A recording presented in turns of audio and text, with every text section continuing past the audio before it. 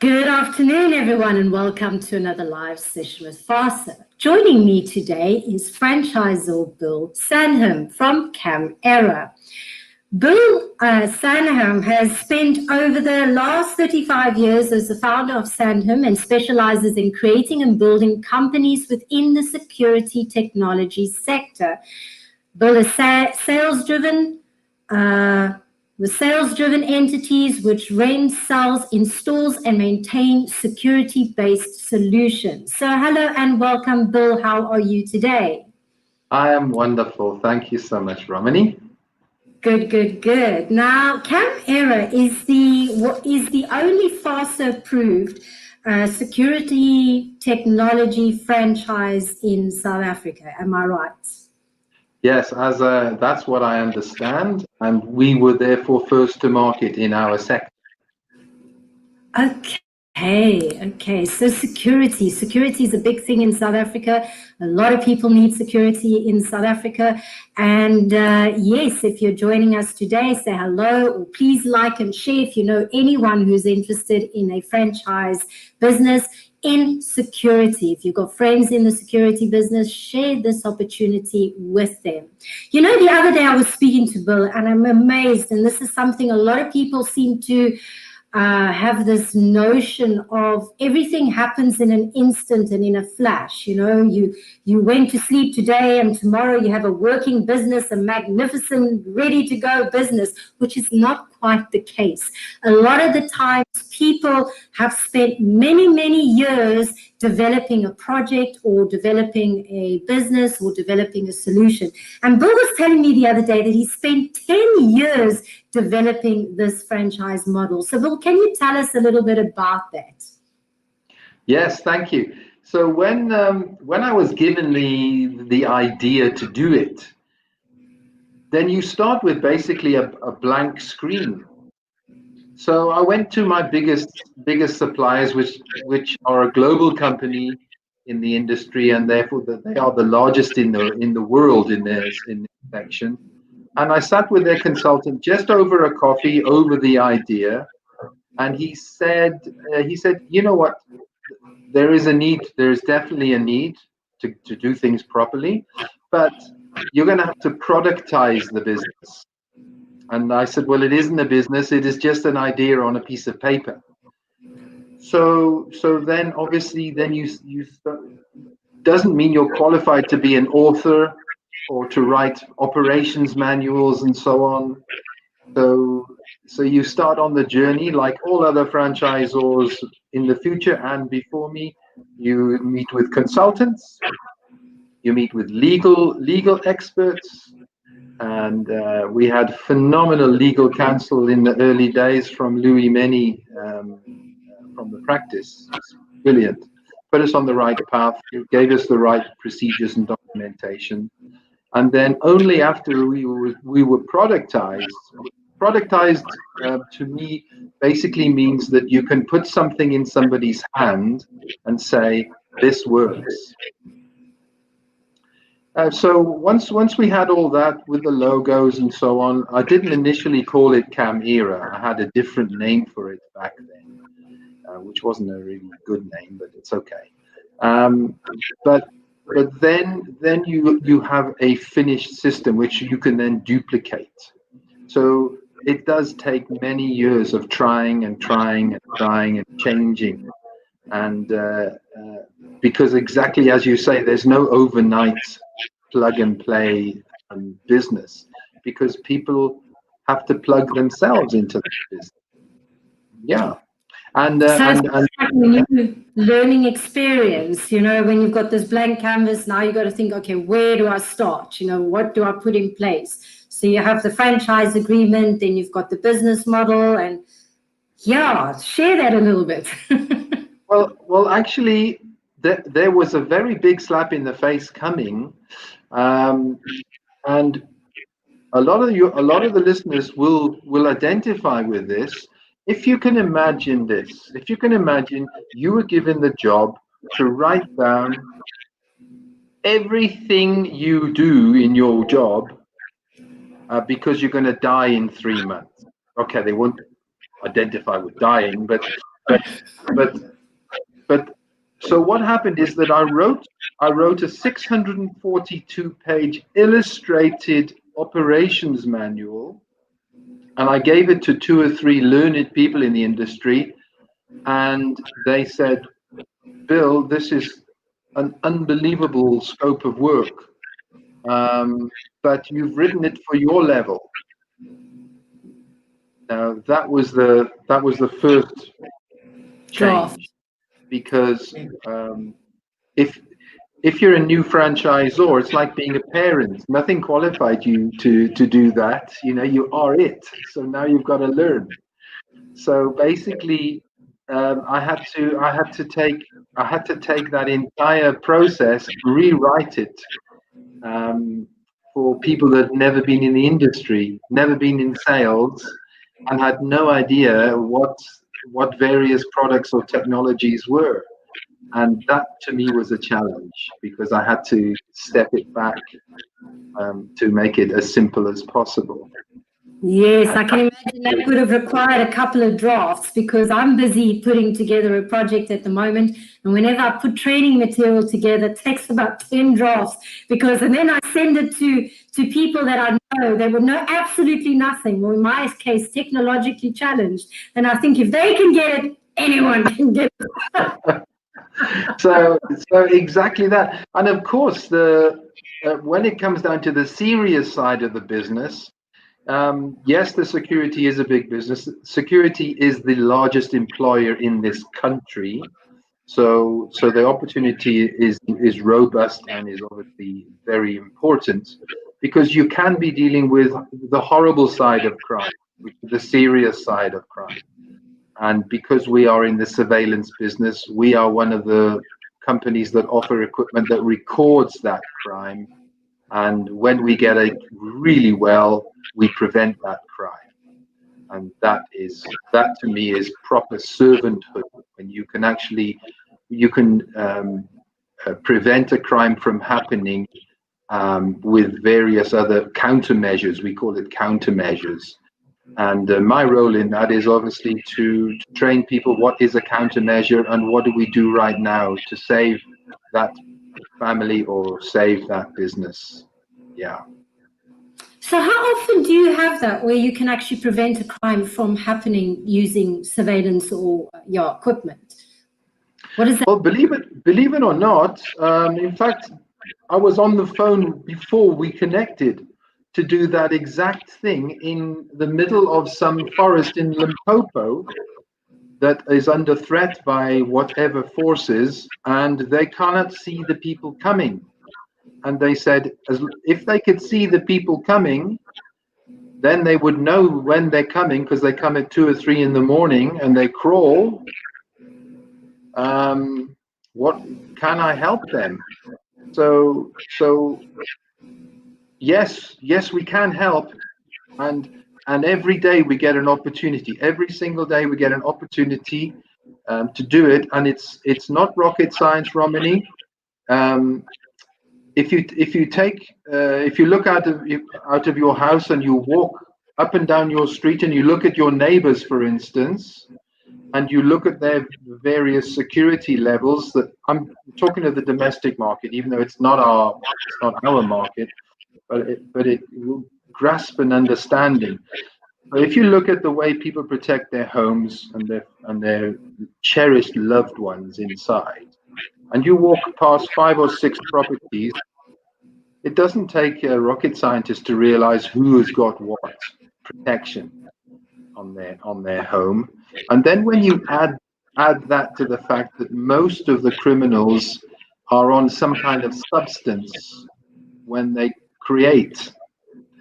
do what they do, and if you can then show from the outside, it's called displacement. It's something that's very rarely discussed, but it's completely real. If you can displace that crime from your property, yes, unfortunately, it might go to your neighbor, but at least you protected your family. So we get the gift, you could say, to sit in front of a business owner or sometimes a family to say, these are the options for you. if you want to know before they even get over your electric fence, how many are they armed, what are they doing, and to use a countermeasure like pepper gas.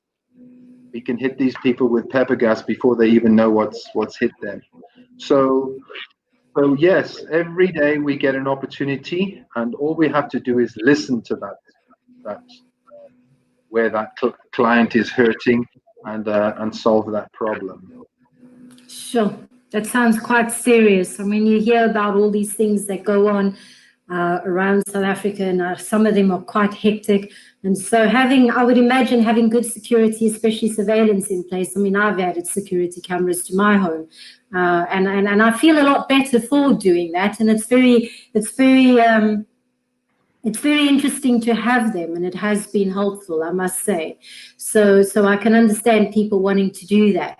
Now, if we focus on the franchise opportunity, what is that franchise? What is the opportunity about? Can you tell us who is it suited for, and what type of person best suits the CAMERA environment?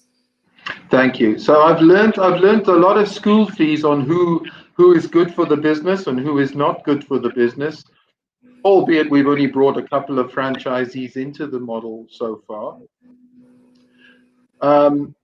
If you break down any business structure, any corporate structure, as far as my experience says, there's 3 silos in a business structure. That being, there's administration and finance, which is one silo. There is operations and service, which includes logistics, which is another silo. And then the one missing is sales and marketing. Now, most entrepreneurs, including myself for many years, do all 3 every day. And as you well know, if you're focusing on sales and marketing, then your paperwork is poor and your administration is poor, and operations will fall over. So what we have done is we've said to people that want to come into the industry, okay, guys, we've got one job description for you. Your role is to meet and greet people, understand their risk, offer them a solution, and make sure they buy that solution. So they are the sales and marketing force of the company. And for that, they must be given all the operational support, service support, administration and finance support, so that they actually don't need to employ anybody and they can run their business from home.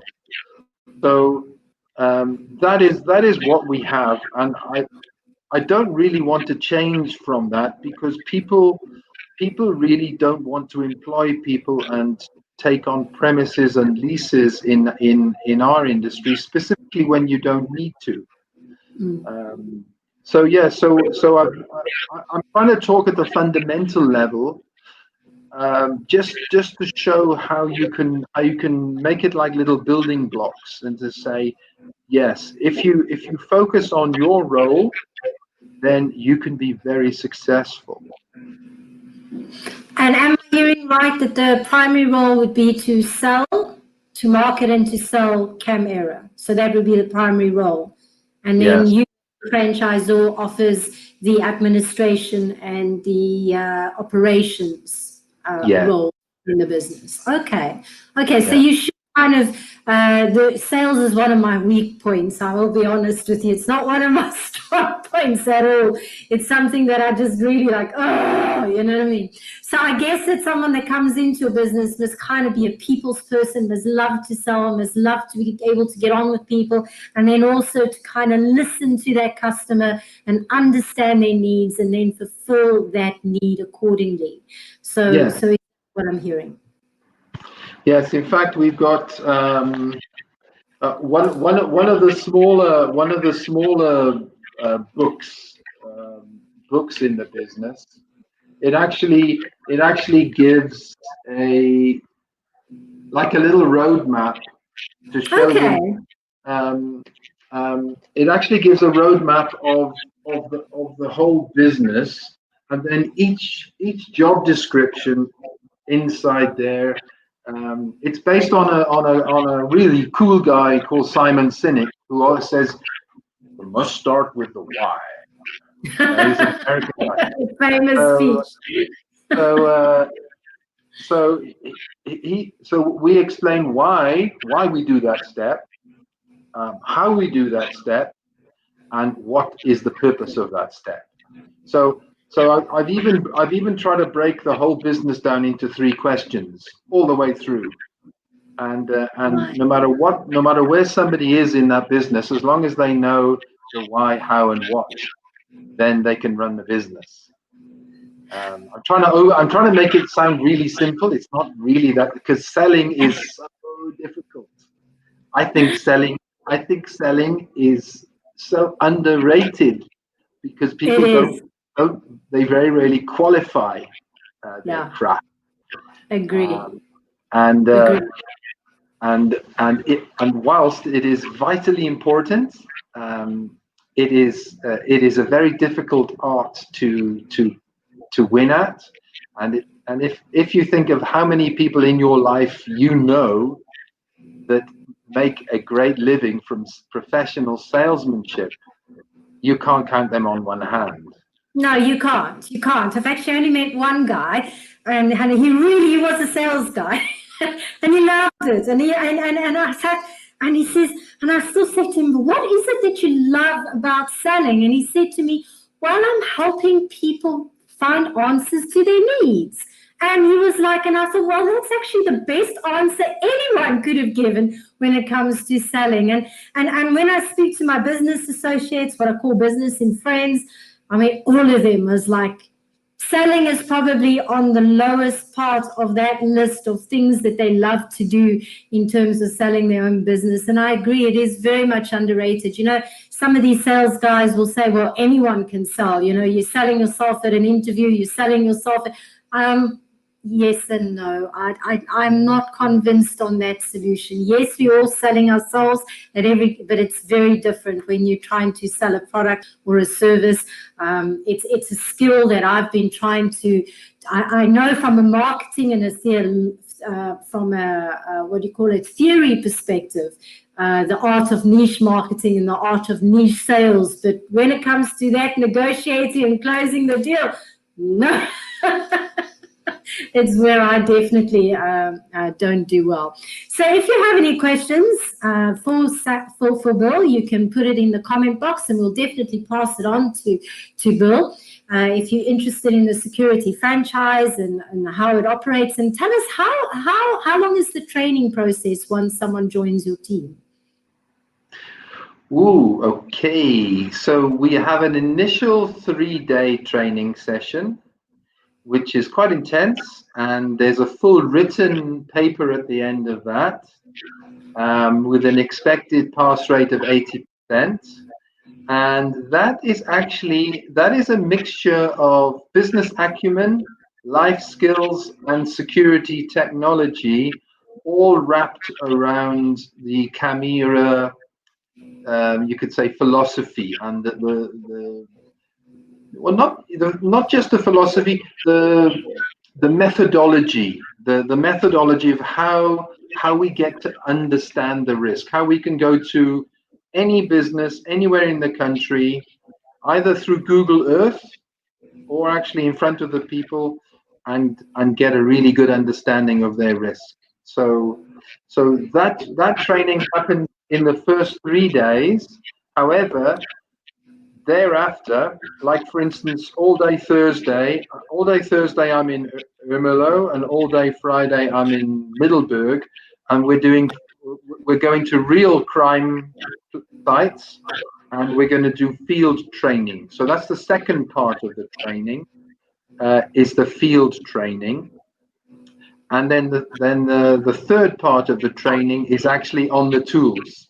So the first couple of jobs the guys sell, I say, okay, don't put your Doc Martens on, we're going to go and do an installation, get your tools out. So they actually have to learn what is involved in putting that on the wall.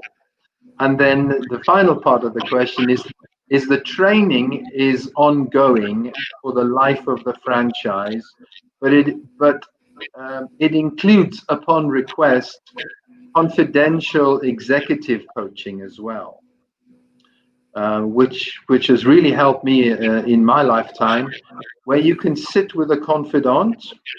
I currently have a weekly session with mine, and through Zoom, and that is a moment, that is an hour a week where I know that whatever challenges I'm facing in my business or my life, I have somebody that knows me, trusts me, and I trust them, and we can talk them through. So that is something I've built into the model right from the beginning, subject to them asking for it.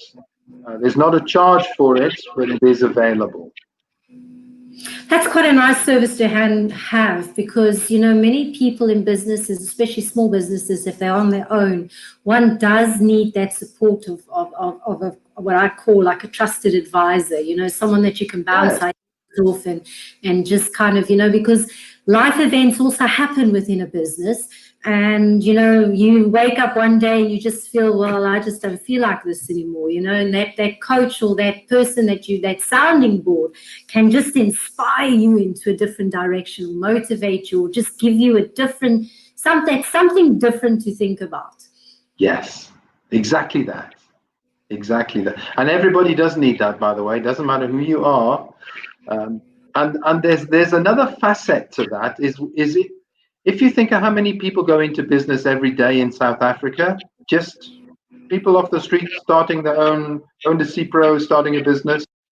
Once you start a business, one needs to know where to get the product, how to price it, how to sell it, and then even once you're in that, one needs to be able to pick up the phone to say, I am here, I'm in Bloemfontein, I'm in here, I have this problem, can you help me? The answer must be yes. If you open a competing business to your local businesses, you're actually on your own. There is no support structure. So that to me is a huge benefit of the FASA concept, of being there to help out your fellow franchisor. Absolutely. And I've got two more questions. The one last question I have for you is, because, you know, here you're talking about crime scenes and stuff. How, as the owner of the franchise, do you ever have to get involved in the crime scene from a witness perspective? Or I was just curious to know how that... Okay. Yes, good. So that's a great question. I've never been asked that. So jolly good. Jolly good. So no, we don't get involved in the witness. However, we do train each client on how to extract the evidence to use against the criminals. That is interesting. And the misuse of the evidence can lose them the case. Okay. So simple. Right. So that is quite important. So anybody that's out in security, you must check Camera out, because, you know, having the evidence is good to know. You know, you need that evidence. It's what it's all about. Yes, sure. Okay. And yeah, so in closing, what has it been like for you to be a FASA member or member of FASA? What does that mean for you? It's basically meant credibility. If you're a determined individual that has a heart and a passion, and you go out to the market as yourself, without a FASA or without any acknowledgement from a professional body that what you've created is the real thing, then one doesn't really have that much integrity, I don't think, because you haven't invested in all the legal side of the business and the protection of the business for the franchisee and the franchisor. So one can then write an onerous system, which might not be good for anybody. So having FASA, I went straight to FASA when I had the idea. I sat with Vera all those 10 years ago, and she guided me perfectly of what I needed to do and how I needed to do it. So when I was ready, I went back to Vera and said, I'm ready now. will you have a look at this, please? Wow, that is quite helpful, I must say, because you don't actually have that service just given out there unless you have to pay a lot of money for it. And Yes. at least you know it's a viable solution rather than just something that's being offered. And I think a lot of franchisees get caught out that way, or people get caught out that way. They join because of cost factor, whatever, they join these franchisees. I mean, I see a lot of complaints coming through at the moment, and often more, and a lot of the times FASA can't actually help because they haven't had their documents, the franchisor that they joined or the business that they joined, none of the paperwork has been checked beforehand. And so it's difficult for FASA to step in unless they are a FASA member. Yes. So in closing, if you would like to get hold of Camera, if you'd like to get hold of Bill, we will be popping the link in the comment box below. And if you have any questions for Bill, please pop them in the comment, or you can inbox us. And yes, how else can people get hold of you? What would you prefer I give out? Whatever you want, your web address, email address. The email address is franchise@camera, which is, we're not allowed the full words with CAM-ERA, camera.co.za.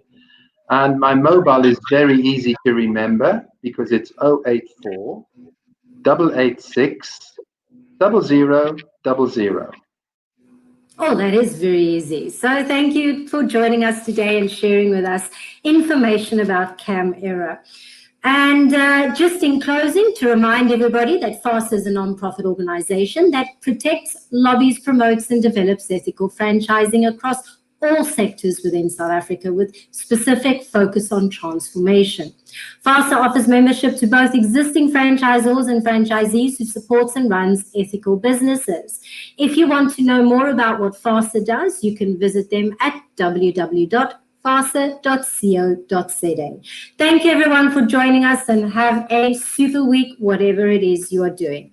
Bye everyone. Bye.